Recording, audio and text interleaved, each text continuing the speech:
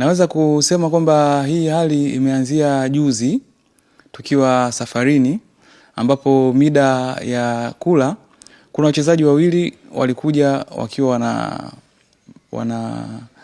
wana complain kuhusiana na tumbo kuuma, hali ya kusikia kama kutapika pamoja na kusikia mwili mzito mida ya kula, mida ya usiku. Basi kwa sababu ilikuwa mida ya usiku hivyo wanajisikia vibaya, tukaamua tuwapeleke hospitali. Huyu alikuwa ni Pasco pamoja na Kibeku. Tukapeleka hospitali na kule tulifanya vile vipimo vya awali kuangalia kama kuna shida yoyote, na bahati nzuri au mbaya basi vipimo vikasema kwamba hakuna chochote wanachoumwa. Basi si tukawarudisha kambini, tukajua pengine tukua ni hali ya hewa tu ndo imesababisha mpaka wanajisikia hivi.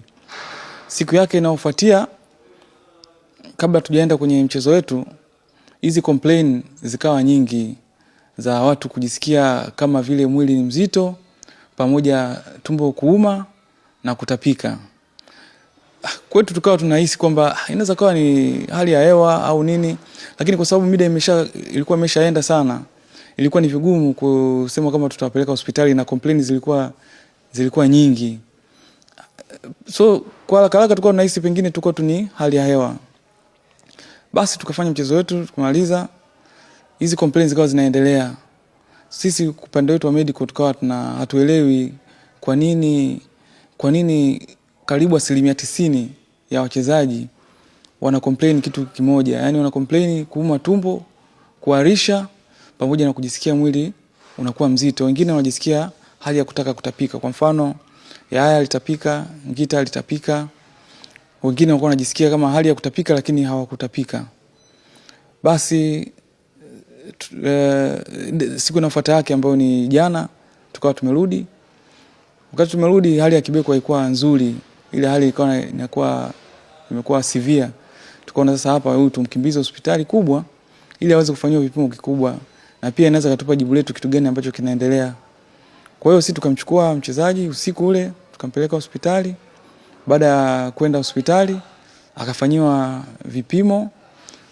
Majibu yaliyotoka kwenye vipimo, mchezaji alikuwa kila kitu alifanya, waliangalia, lakini results zilionyesha kwamba hana shida yoyote, ila figo na ini ziko under stress. Kwa mfano kwenye figo creatine zilikuwa zinaonyesha ziko juu zaidi ya kawaida.